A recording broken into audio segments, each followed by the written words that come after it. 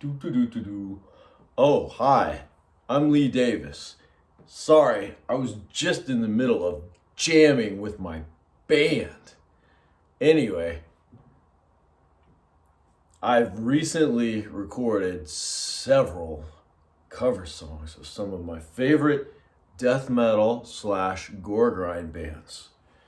And they're all made synthetically, if synthetically is a word.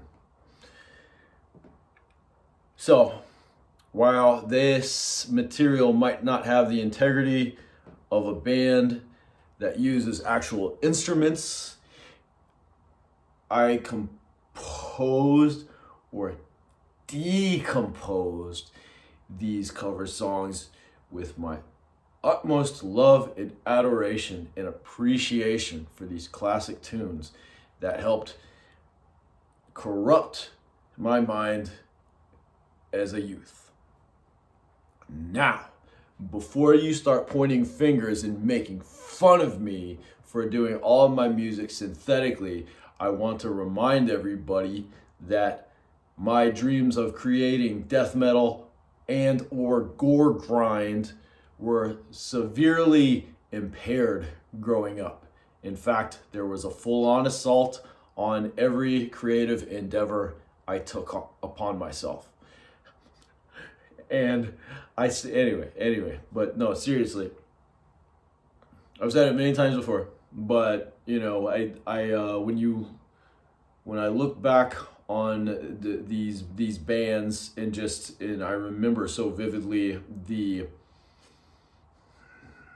the excitement, the elation, the amazement of hearing these for the first time and just what an incredible impression they made on me.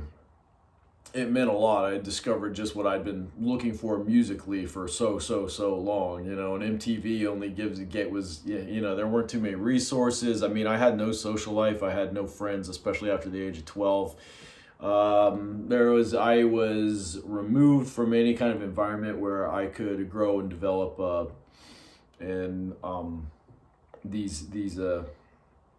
these dreams of mine, or in some cases I call it, I think I have a gift of creativity, not to sound too pretentious, but I that's one thing I believe in, and it was under full-on attack all through it. The harder I tried, the more the forces came back down on it, and it was made utterly impossible. But still, the dream was there, and it almost got achieved liftoff. At one point when I was 16, I met a really cool kid who's a really good guitarist. His parents were like, his environment was the complete opposite of mine, very nurturing. Helped encourage him. Weren't ripping on him, putting him down all the time. Just kind of lifted him up and kind of gave him what he needed, the tools he needed to succeed and follow his dreams. And do good in school, I think the two go hand in hand. It's like, hey, nurture my dreams, and I can kind of like untwist my mind and focus on the world around me. But I was in kind of a rut, I was just not even able to exist like so many other people kids my age.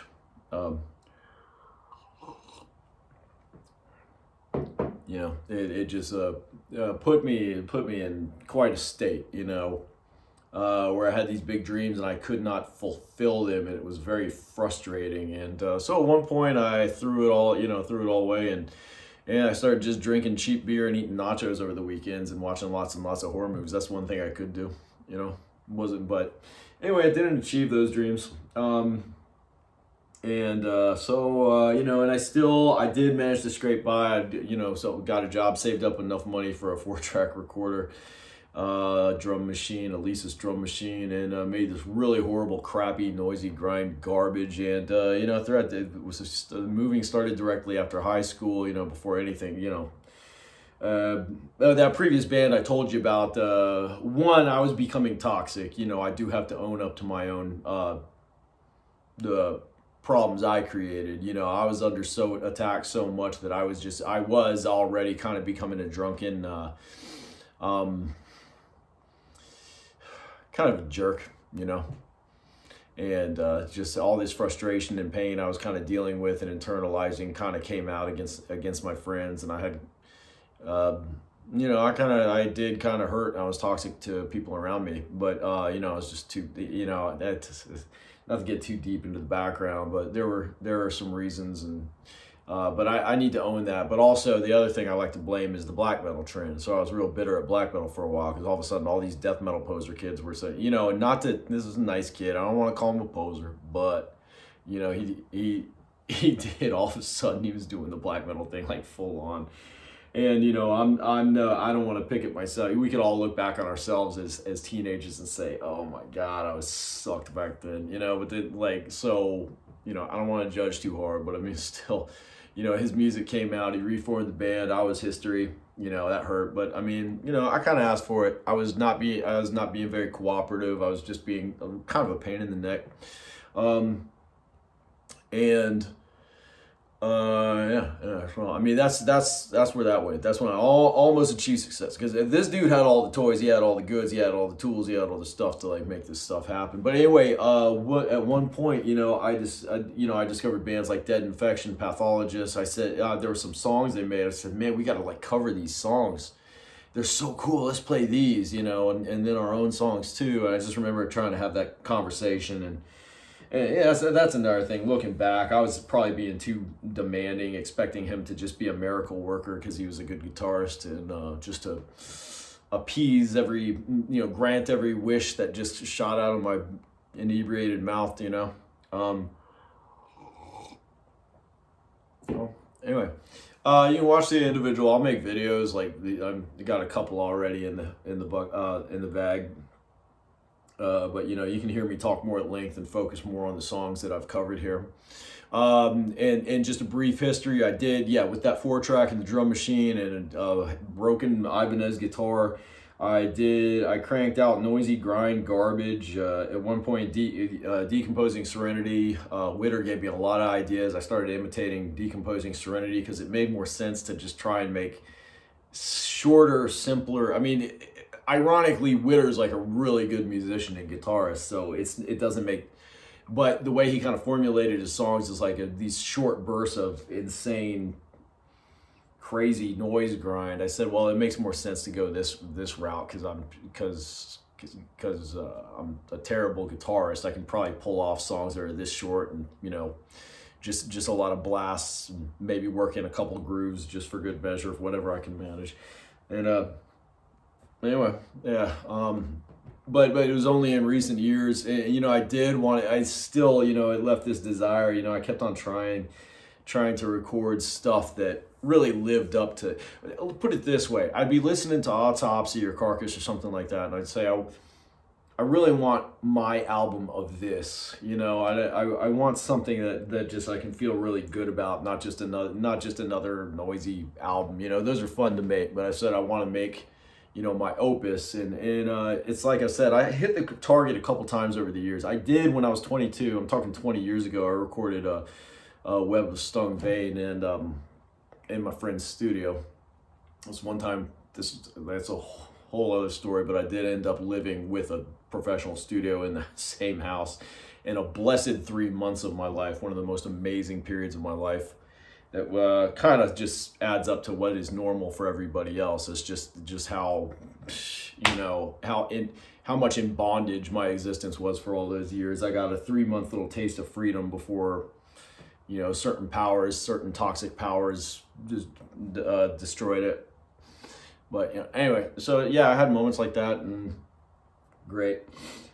But only the past few years, I said, I'm just synthesizing everything, and not only the drums, but the guitars too. So, and I'm at this point in my life where I've gotten so much done. I've just fulfilled so many, it's not just the music. I mean, I want to do comics, movies, books, all this stuff. And I started in a very tedious way making all these things happen, all these childhood dreams, just kind of, all the things I wanted to do with my life, besides, real world stuff like having a family and a career. Family part I pulled off, career maybe not so much. I've just gotten so much of those things completed. And every time I get a big project done, it's like taking another brick off my back.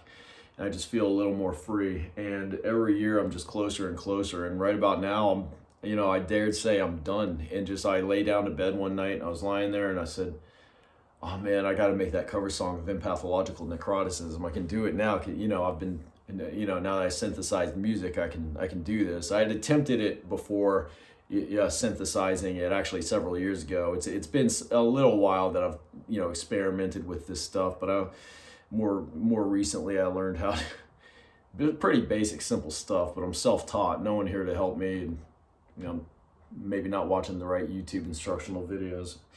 So, yeah. I fulfilled this dream.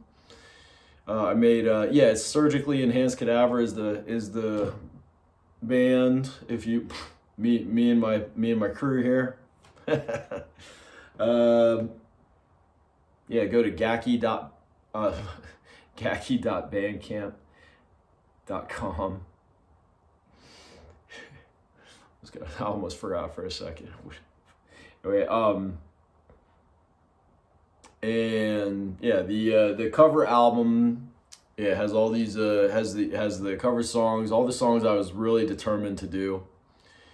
They include Carcass, Pathologist, Dead Infection, Decomposing Serenity, did I say Autopsy already? Autopsy, and this theme song, the 16-bit TurboGrafx 16 opening song from the classic cult classic horror game Splatterhouse.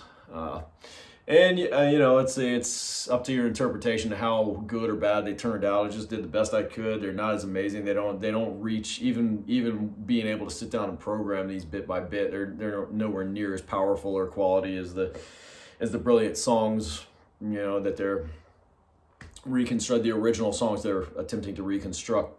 But like I said, it's all love from my heart. I love death metal. It's been a great exercise. It's been a great way to vent. All the people that were abusing me, ironically, that were so down on death metal and, oh, that's bad for you, while they were like, hurting, destroying me, and just hypocritically, just being upset that I wasn't another trendy loser doing what every other, lame brain in the world was doing. It's ironic. Death metal really is a blessing. I don't care what you say. And even now that I'm, past all the anger and the hurt and frustration, I still love it. And so I'm so thankful for the bands that, your music was there for me when everything else was not so much. And, this worthless, commie, politically correct, fascist public school system and, just a home life that, no thanks. No good, and whatnot. I could always pop in a Pathologist CD and jam those tunes and just feel great, let it all go. So that's the beauty of art and entertainment. That's it. Yeah, I wanted to make a little testimonial. I did want to make it shorter, but as usual, I just kind of rambled on, but there you have it. So go to the gaki.bandcamp.com. The album is free, by the way, because it is like a tribute CD to my favorite bands. I put on 3 original Surgically Enhanced Cadaver songs just to spice it up a little bit, and pretty happy as far as just what I can do. So, that's it. Let me shut up. God bless you all. Don't blast your ears. Don't get tinnitus, as I always say. Wear that ear protection. Age will catch up with you eventually. Your body will, parts of your body will start going, including your ears. If you do get tinnitus, look into sound therapy. Real simple. It'll help. Like it helped me if you have it. And like I say, if you don't have it already, don't get it. If you got it, do sound therapy. You're fine. Everything's good. I'm still alive, right? All right. I love y'all. God bless you. Peace out.